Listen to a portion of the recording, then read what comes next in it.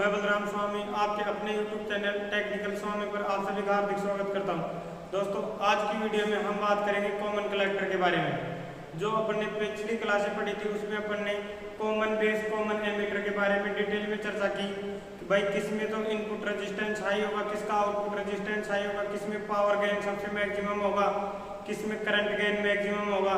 ठीक है, तो आज इसी कड़ी में अपन आगे चलते हुए आज की जो अपनी क्लास है वो रहेगी कॉमन कलेक्टर के ऊपर। तो वीडियो कंप्लीट देखे उसके बाद अपनी जो नेक्स्ट क्लास होगी वो इन तीनों का कंक्लूजन रहेगा।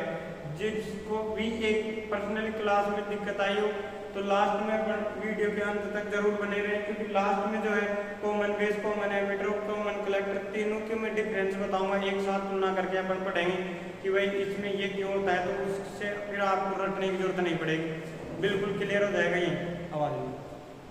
तो आज का जो अपना टॉपिक है वो है कॉमन कलेक्टर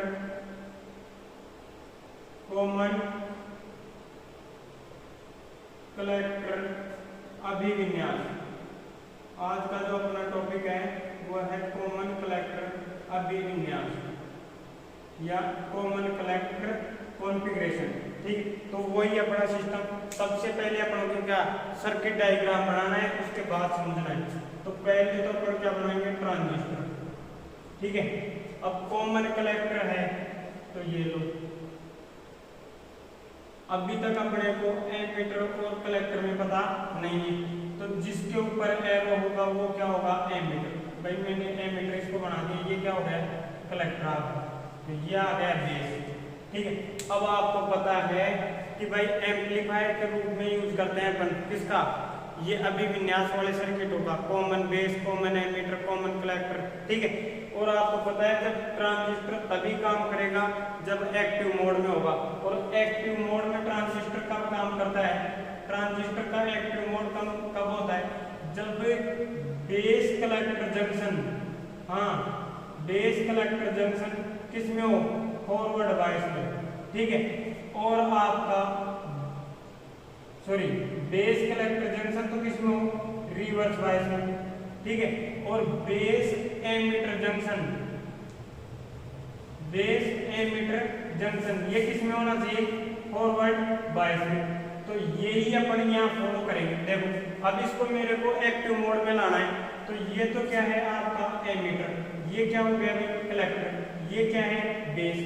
अब बेस और कलेक्टर ये जंक्शन तो क्या हो गया, ठीक है, ये तो हो गया बेस कलेक्टर जंक्शन, और इसको मेरे को रिवर्स बायस में जोड़ना है। और जो ये आपका ट्रांजिस्टर है ये कौन सा है, एनपीएन। कौन सा है भाई, एनपीएन। देखो एन, ये बीच में भी परत और ये कौन सी परत, एन। अब देखो इसको मेरे को कौन से बायस में जोड़ना है, रिवर्स बायस में। अब जब रिवर्स बायस में जोड़ते हैं तो पी को प्लस से नहीं, किससे जोड़ते हैं, माइनस से। किससे जोड़ेंगे भाई, माइनस से। ये लो, और ये क्या हो गया आपका कलेक्टर। पी को प्लस की बजाय किससे, माइनस से, और एन को माइनस की बजाय प्लस से जोड़ दो, तो ये कौन सा हो गया आपका, रिवर्स बायस हो गया। कौन सा हो गया, रिवर्स बायस। अब अपने को पता है कि भाई जो एमीटर जंक्शन है, एमीटर बेस जंक्शन है, इसको किस में जोड़ना है, फॉरवर्ड बायस में। किस में जोड़ना है, फॉरवर्ड बायस। और फॉरवर्ड बायस में कब जुड़ेगा, जब पी को प्लस से और एन को माइनस से। तो जो एन है इसको किससे जोड़ दो, माइनस से। किससे जोड़ दो, माइनस से। ये लो, ठीक है, ये क्या हो गया अपना फॉरवर्ड बायस में। कौन सा जंक्शन, बेस एमीटर जंक्शन। और जो बेस कलेक्टर जंक्शन है आपका वो किस में हो गया आपका, रिवर्स बायस में। अब देखो इस आधार पे ये यहाँ अपने क्या करनी है, अर्थ। अब यहाँ अपन क्या देंगे, इसको इनपुट देंगे। क्या देंगे, इनपुट, और वो भी कैसा, AC supply.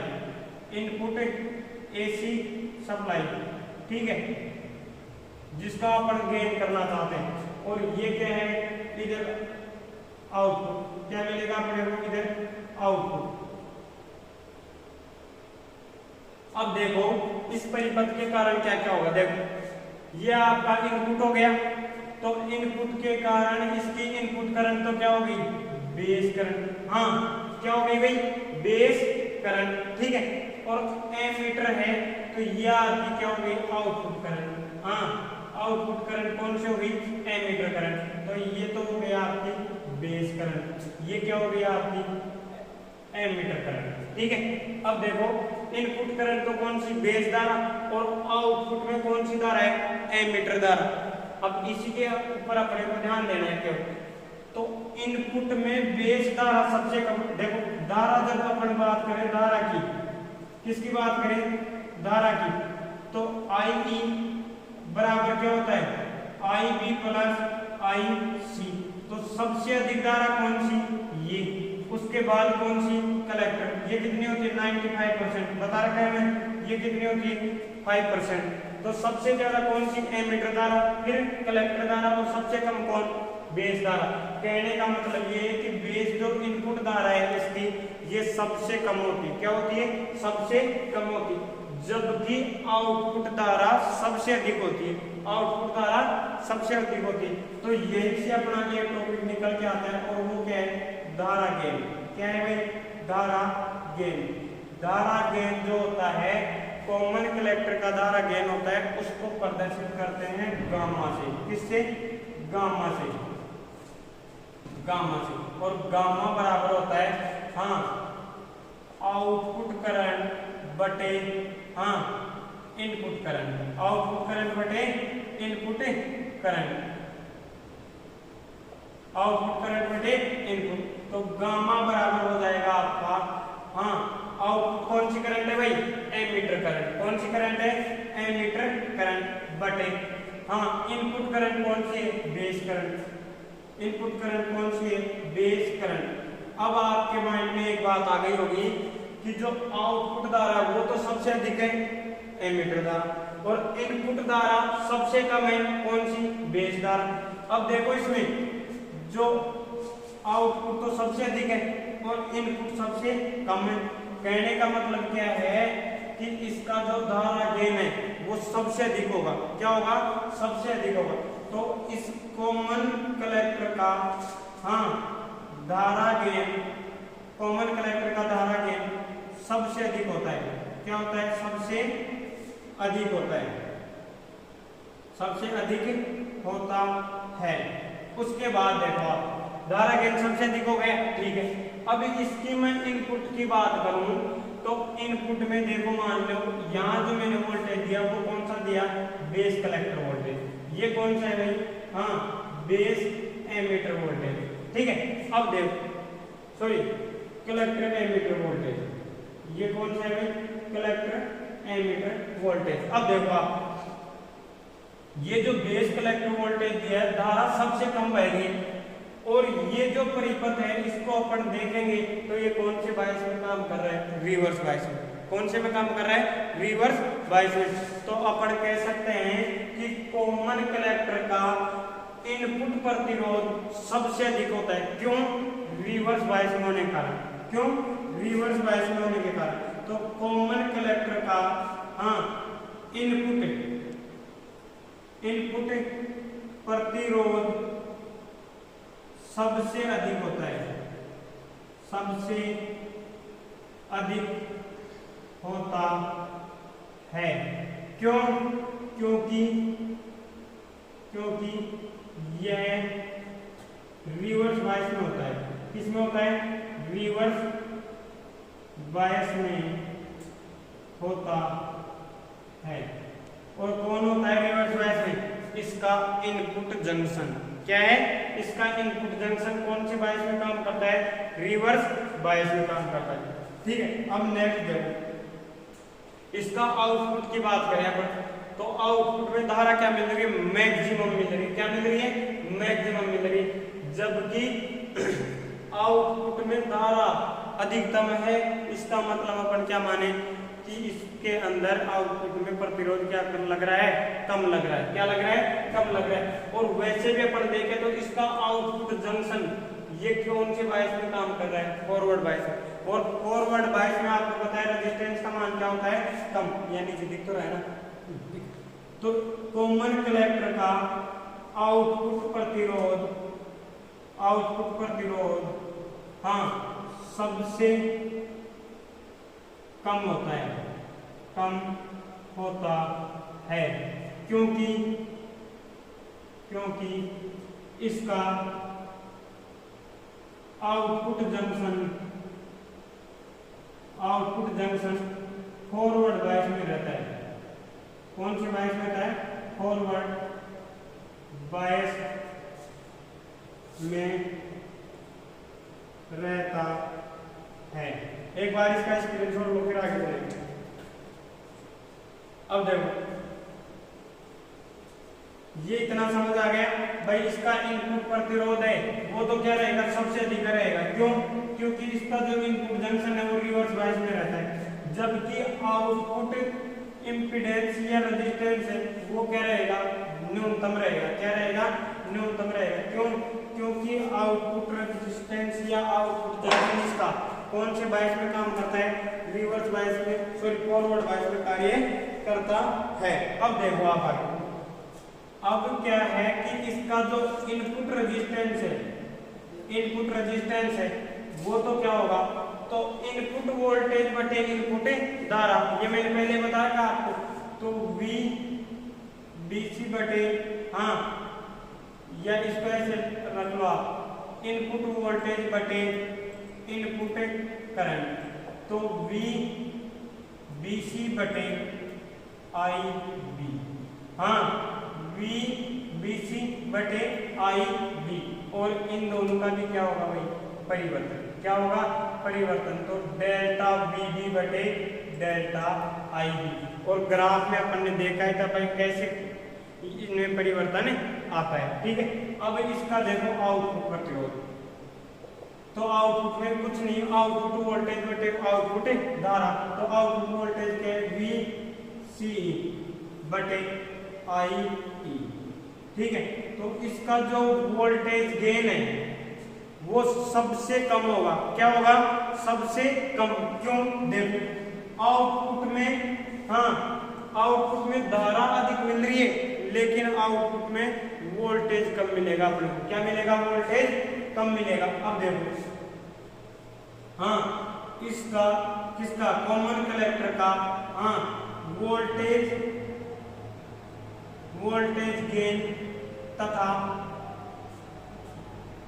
Power gain, voltage gain तथा पावर गेन दोनों सबसे कम होते हैं। इसका वोल्टेज गेन भी सबसे कम होगा और पावर गेन भी सबसे कम होगा। और जो कॉमन कलेक्टर का, हाँ, वोल्टेज गेन सबसे कम होने के कारण वोल्टेज गेन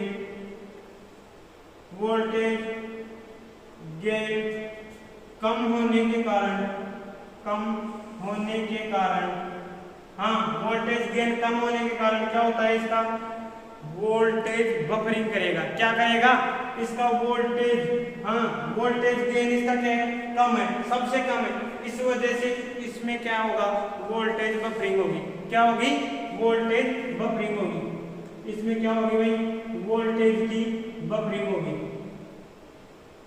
हाँ, वोल्टेज क्या करेगा? इसमें बफरिंग करेगा। ठीक है, और अब आप अगर याद हो तो मेरे को ये बताओ, कॉमन बेस और कॉमन एमीटर में से कमेंट में जरूर बताना, कॉमन बेस और कॉमन एमीटर में से करंट बफरिंग किस में होती है?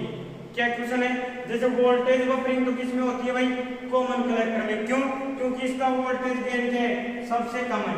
ठीक है, तो करंट बफरिंग कौन से अभिविन्यास में होगी? ये मैंने लिखवाया था जब पढ़ाया था कि भाई इसका करंट गेन सबसे कम होता है, इसलिए इसके अंदर करंट बफरिंग करती है। लिखवाया था ना? तो ये आप कमेंट करके बताओगे मेरे को कि भाई कॉमन एमीटर में होता है करंट बफरिंग या कॉमन बेस में होगा। ठीक है, और जब भी वीडियो आप देखो, अगर वीडियो अच्छी लगे तो लाइक और कमेंट जरूर किया करो। अगर चैनल पे नए हो तो सब्सक्राइब करो, ताकि आगे आपको अधिक से अधिक क्लासें मिल सके। तो ये होगी इसकी वोल्टेज गेन और पावर गेन की बात। और दोनों का मान है ना, वोल्टेज और पावर गेन का, दोनों का मान इसमें 1 से कम होगा। क्या होगा? 1 से कम होगा। कहने का मतलब है 1 से भी कम होगा क्या? वोल्टेज गेन का मान। अब देखो आगे, नीचे दिख जाएगा। हाँ, कॉमन कलेक्टर में, हाँ, फेज अंतर फेज अंतर पैदा नहीं होता है, नहीं होता है, अर्थात फेज अंतर 0 डिग्री पैदा होता है। जैसे कॉमन कलेक्टर में फेज अंतर कितना पैदा हो रहा था, 180 डिग्री। कैसे? जैसे इसको आउटपुट में अपन सर्किल दे रहे थे ऐसे, पॉजिटिव और नेगेटिव, तो कॉमन कलेक्टर एमीटर में क्या हो रहा था, पॉजिटिव सर्किल था इनपुट में, तो आउटपुट में अपने को नेगेटिव मिल रहा था ना। और जब इनपुट में नेगेटिव सर्किल था तो आउटपुट में पॉजिटिव सर्किल मिल रहा था। लेकिन कॉमन बेस और कॉमन कलेक्टर में फेज अंतर कितना होता है, 0 डिग्री। कहने का मतलब प्लस अगर आप इनपुट में दोगे तो आउटपुट में भी आपको कौन सी वेव प्राप्त होगी, सेम इनपुट की तरह। तो यहाँ भी पॉजिटिव और यहाँ भी नेगेटिव, ये आपको कैसे पल से मिलेंगे, आउटपुट में। कहाँ मिलेंगे, आउटपुट के अंदर मिलेंगे। ठीक है, एक बार इसका स्क्रीनशॉट लो, फिर अपन आगे चलेंगे।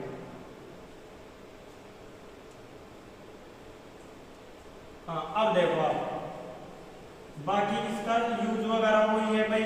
इसका यूज, इसका इनपुट इम्पीडेंस हाई होता है और आउटपुट इम्पीडेंस लो होता है। तो अब अपन इन सभी का कंक्लूजन करेंगे, सभी का एक साथ देखते हैं एक बार। इसको मैं रब कर देता हूँ एक बार और डायग्राम भी छोटा बनाएंगे अपन। तीनों अभी एक साथ ही अपन पढ़ेंगे तुलना करते हुए। सेम ट्रांजिस्टर लेंगे, वीडियो अंत तक जरूर देखना। आज के बाद आपको ये टॉपिक कभी लाइफ में परेशान नहीं करेगा, ठीक है, वरना इस टेबल को आप कितना ही रट लो, ये कंफ्यूजन करेगी। ये देखो, सबसे पहले अपना कौन सा था भाई, कॉमन बेस। क्या था, कॉमन बेस। सबसे पहले बीच में क्या पढ़ा अपने, कॉमन एमीटर, ठीक है, ये लो। और लास्ट में क्या पढ़ा आज अपने, कॉमन कलेक्टर, ठीक है। अब तीनों के देखो, पहले तो डायग्राम बना लेता हूँ। हाँ, ट्रांजिस्टर अपन सेम ही लेंगे, कॉमन बेस है ना, तो ये लो, ये मान लो आप एनपीएन ट्रांजिस्टर ले रहे हैं। क्या ले रहे हैं, एनपीएन ट्रांजिस्टर ले रहे हैं। हाँ, और यहां भी कॉमन एमीटर है। क्या है, कॉमन एमीटर है। तो ये लो,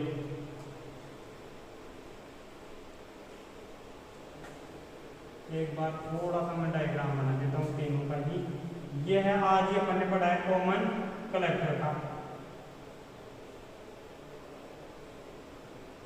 ये बेस हो गया। अब देखो आपको क्या होगा, दिख देगा साइड जा रहा है, अब तो दिख रहा है। हाँ, अब देखो, कॉमन बेस है, इसका मतलब इसका ये तो क्या हो गया, एमीटर, ये क्या हो गया, बेस, ये क्या है, कलेक्टर। कॉमन एमीटर है, ये तो क्या है, बेस, और अभी इसके ऊपर एरो लगाया नहीं, तो ये लो, ये क्या हो गया आपका एमीटर, ये क्या हो गया भाई, कलेक्टर। और यहाँ बेस अभी बढ़ा है ना, ये कलेक्टर, ठीक है, और ये क्या है, एमीटर, ठीक है। ट्रांजिस्टर मैंने सेम लिए, कौन सा, एनपीएन ट्रांजिस्टर। कौन सा लिया है, एमीटर है ना, एन, फिर ये बीच में पी पर, तो और ये एन पर। यहाँ भी कौन सी, एन, पी और एन पर। यहाँ भी कौन सा, एन, पी और एन पर। अब देखो, सभी के तो बेस और एमीटर जंक्शन तो कौन से होने चाहिए, फॉरवर्ड बायस में, ठीक है। पानी के लिए बोल रहे क्लास, बेस और एमीटर जंक्शन तो कहाँ होना चाहिए, फॉरवर्ड बायस में। और बेस और कलेक्टर जंक्शन कहाँ होना चाहिए, रिवर्स बायस। अब देखो, एन को माइनस से, किससे जोड़ना है, माइनस से, तो ये अपना कौन से बायस में आ जाएगा भाई, फॉरवर्ड बायस में। कौन से बायस में आ जाएगा, फॉरवर्ड बायस में। इसके अलावा देखो, एन को इसको रिवर्स बायस देना है, तो एन को किससे जोड़ दो, प्लस से जोड़ दो। किससे जोड़ दो, प्लस से जोड़ दो। और पी को माइनस से। देखो, बाकी यहाँ क्या कर रहे थे अपन, अर्थ कर रहे हैं। ये तो बात हो गई किसकी, किसकी, एक क्लास की जो टेबल से है,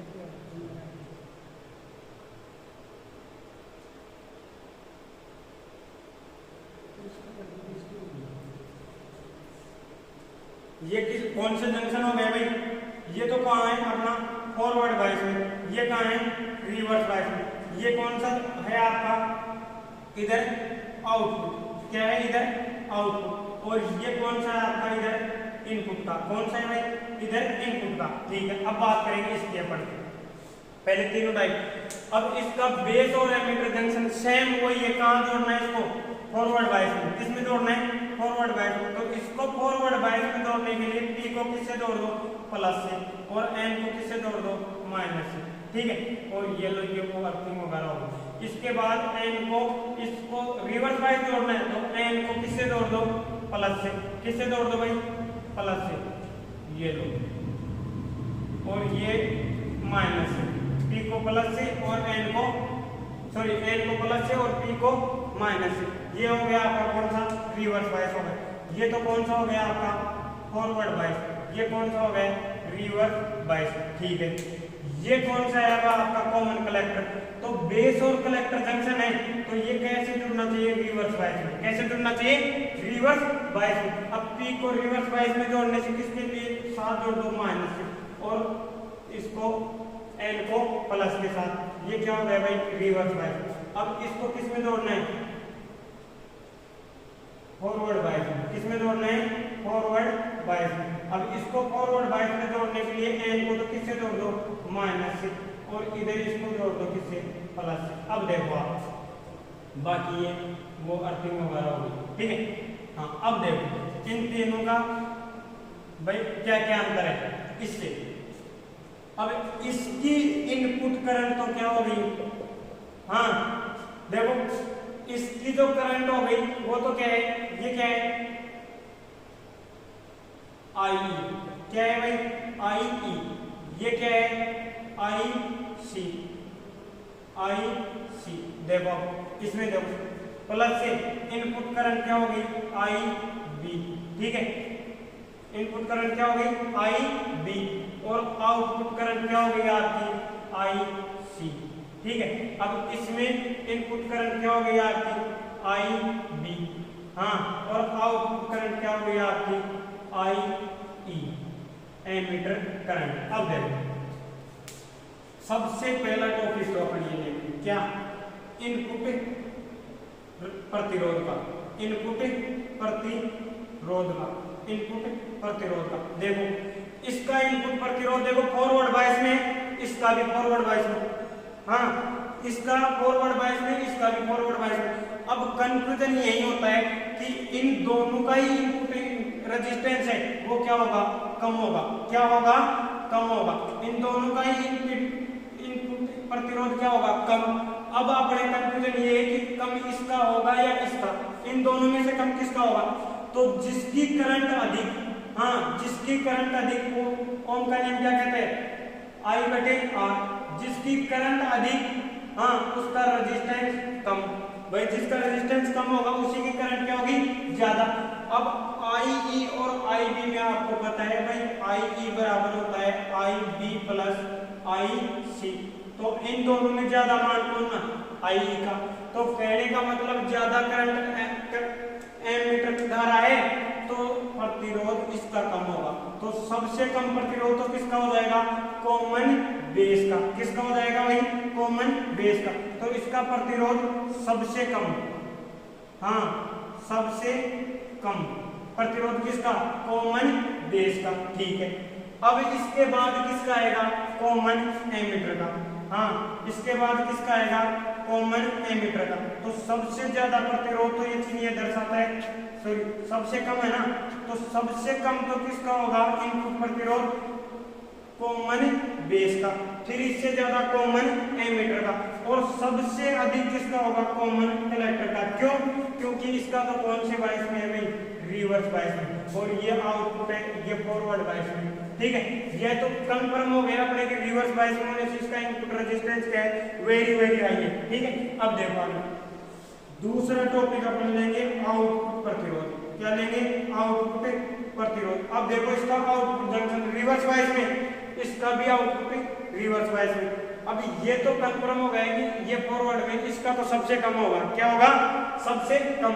अब इन दोनों में कंफ्यूजन है कि किसका ज्यादा होगा किसका कम होगा। अभी देखते कलेक्टर धारा है, इधर भी क्या है कलेक्टर धारा है। क्या है भाई, कलेक्टर धारा है।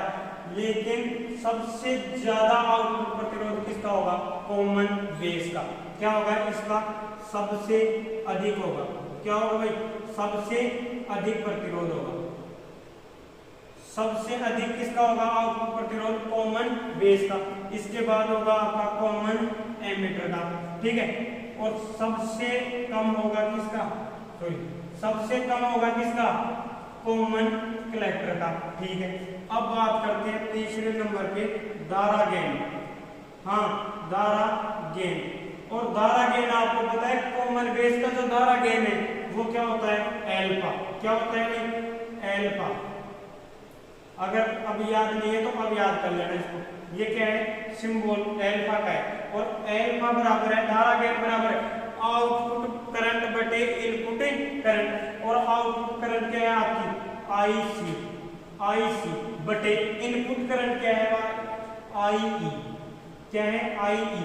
तो इसका मतलब ये है आईसी से आईई का मान अधिक है। देखो आईसी में आई भी जुड़ता है तब जाके ये आता है। ये 95% है और ये कितना है, 5%। और मैंने इसका मान भी आपको दिखाया था कि 98.999 होता है, ठीक है। कहने का मतलब ये है कि इसका मान सबसे कम होगा। और कम भी कितना, इकाई से कम। हाँ, एल्फा का मान क्या होगा, इकाई से कम होगा। क्या होगा, देखो रहने का, है ना। हाँ, एल्फा का मान इकाई से कम। इससे ज्यादा फिर इसमें क्या है, करंट गेन इसका क्या है भाई, बीटा। क्या है भाई, बीटा। इसका करंट गेन क्या है, बीटा। कॉमन एमीटर का करंट गेन क्या है, बीटा। और बीटा बराबर क्या होता है, आउटपुट करंट आईसी। हाँ, आउटपुट करंट आईसी बटे इनपुट करंट क्या है, आईबी। हाँ, इनपुट करंट क्या है आपकी, आईबी। और इसका मान इसकी तुलना में अधिक होता है, ठीक है। अब सबसे ज्यादा किसका होगा, गामा का। किसका होगा, सबसे ज्यादा होगा कॉमन कलेक्टर का। और ये सिंबल है किसका, गामा का। किसका है भाई, गामा का। और गामा बराबर होता है आउटपुट करंट, हाँ, आईई बटे आईबी। हाँ, इनपुट करंट क्या है भाई, आईबी आर, ठीक है। सबसे ज्यादा गामा का, सबसे कम एल्फा का। कहने का मतलब सबसे अधिक करंट गेन कॉमन कलेक्टर का, सबसे कम किसका, कॉमन बेस का। और सबसे कम कॉमन बेस का होने के कारण मैंने लिखवाया भी था कि इसके अंदर क्या होती है, करंट बफरिंग करेगी। क्या करेगी, करंट, हाँ, बफरिंग करती है। क्या करती है, करंट बफरिंग करेगी। क्या करेगी भाई, आपकी करंट इसमें बफरिंग करती है। एक बार स्क्रीनशॉट लो फिर आगे चलेंगे। कितना हो गया, हाँ। अब देखो आप आगे, अगर आपने आज से पहले कॉमन बेस कॉमन कलेक्टर की वीडियो नहीं देखी और ये वीडियो आपने कंप्लीट देख ली तब भी बात बन जाएगी, लेकिन पढ़ना पड़ेगा। और अगर आपने इलेक्ट्रॉनिक्स में पहले की क्लासें नहीं देखी तो चैनल में जाए, बेसिक इलेक्ट्रॉनिक्स के नाम से प्लेलिस्ट पड़ी हुई है, उसमें कंप्लीट अपन इलेक्ट्रॉनिक्स करवा के रहेंगे, ठीक है। इसके बाद अपन एम्पलीफायर पढ़ेंगे, फिर पावर इलेक्ट्रॉनिक्स चालू करेंगे, उसके बाद डिजिटल इलेक्ट्रॉनिक्स चालू करेंगे, ठीक है। तो इलेक्ट्रॉनिक्स अपन कंप्लीट करवा के फिर नया टॉपिक लेंगे कोई ना कोई। अब करंट गेन अपन ने पढ़ लिया। अब बात आती है किसकी, वोल्टेज गेन की। किसकी, वोल्टेज गेन। हाँ, वोल्टेज गेन। अब आपको पता है सबसे अधिक वोल्टेज गेन किसका भाई, सबसे अधिक वोल्टेज गेन किसका, हाँ, सबसे अधिक वोल्टेज गेन और पावर गेन किसका होगा, कमेंट करो जल्दी। सबसे कम वोल्टेज गेन तो किसका होगा, common ammeter, sorry common collector का। सबसे कम, सबसे कम क्या, वोल्टेज गेन। और सबसे कम, सबसे कम, ये दोनों किसके होंगे, कॉमन कलेक्टर के। और यहाँ क्या होगा, पावर गेन। क्या होगा भाई, पावर गेन। हाँ, अब इन दोनों में बताओ कि अधिक वोल्टेज गेन तो किसका होगा और कम वोल्टेज गेन किसका होगा, ठीक है। तो देखो कॉमन बेस का तो मैंने पढ़ाया होगा कि वोल्टेज गेन सर्वाधिक होता है। क्या होता है? सबसे अधिक होता है। तो इसका वोल्टेज गेन क्या होगा? सबसे अधिक होगा। क्या होगा? सबसे अधिक। किसका? कॉमन बेस का। उसके बाद कॉमन एमीटर का। और सबसे कम किसका? कॉमन कलेक्टर का। ठीक है, अब बात करते हैं पावर गेन की। किसकी बात करेंगे? पावर गेन की। और मैंने बताया था कि पावर गेन सबसे अधिक किसमें होता है? कॉमन एमीटर में। इसीलिए इसका यूज कहाँ करते हैं अपन? एम्पलीफायर के रूप में। किसमें करेंगे? एम्पलीफायर के अंदर सबसे ज्यादा प्रयोग होने वाला कौन सा है भाई? Common ammeter. क्या है? Common ammeter. तो सबसे ज्यादा किसका होगा? कॉमन एमीटर का। हाँ, कॉमन एमीटर का सबसे अधिक पावर गेन। ठीक है, तो ये हो गया आपका कॉमन बेस। कॉमन एमीटर का पावर गेन सबसे अधिक होगा। सबसे कम किसका? कॉमन कलेक्टर का। सबसे कम किसका? कॉमन कलेक्टर का। ठीक है, अब देखो छठे नंबर पे क्या आता है आपका? फेज अंतर। क्या आता है? फेज अंतर। अब आपको पता है जैसे इसको इनपुट दिया वैसा ही क्या मिला? आउटपुट। तो इसके अंदर फेज अंतर कितना हुआ? 0 डिग्री। इसके अंदर कितना हुआ? 180 डिग्री। हाँ, कॉमन एमीटर मैंने बताया था ना, इनपुट में पॉजिटिव देंगे तो आउटपुट में नेगेटिव मिलेगा अपने को। कहने का मतलब है 180 डिग्री परिवर्तित होकर मिलेगा। और कॉमन कलेक्टर में आज अपने पढ़ाया क्या होता है? 0 डिग्री होता है। एक बार इसका स्क्रीनशॉट लो, फिर आगे चलेंगे। और इन सभी को आपको नोट्स में उतारना है। ठीक है, हाँ देखो भाई, अब जो कॉमन बेस है आपका, इसका इनपुट प्रतिरोध है सबसे कम है। क्या है? इनपुट प्रतिरोध सबसे कम है। हाँ, इनपुट प्रतिरोध सबसे कम हो तो इसका बेनिफिट क्या है? हाँ, इसका इनपुट प्रतिरोध सबसे कम है तो इसका इम्पीडेंस मैचिंग में यूज होगा। कहाँ होगा? इम्पीडेंस मैचिंग में। तो इसका उपयोग, हाँ इसका यूज, तीनों का यूज देखो। इसका पहला उपयोग तो क्या है? इम्पीडेंस मैचिंग में। हाँ, इम्पीडेंस मैचिंग में। और वो भी कैसी? इम्पीडेंस मैचिंग भी कैसी भाई? Low impedance. हाँ, लो इम्पीडेंस में। Low impedance to high impedance matching. High impedance matching में। ठीक है, अब देखो आप, low impedance to high impedance matching में किसका यूज? कॉमन बेस का। और इसका उपयोग, हाँ कॉमन बेस का उपयोग सबसे अधिक किसमें? एम्पलीफायर में। किसमें? एम्पलीफायर में। एम्पलीफायर में इसका सबसे ज्यादा उपयोग कहाँ करेंगे भाई? एम्पलीफायर में करेंगे। कहाँ करेंगे? एम्पलीफायर में करेंगे। इसके बाद इसका उपयोग, हाँ इसका उपयोग किसमें करेंगे? इम्पीडेंस मैचिंग में करेंगे। कहाँ करेंगे? इम्पीडेंस मैचिंग में करेंगे। इम्पीडेंस मैचिंग में करेंगे। Impedance matching.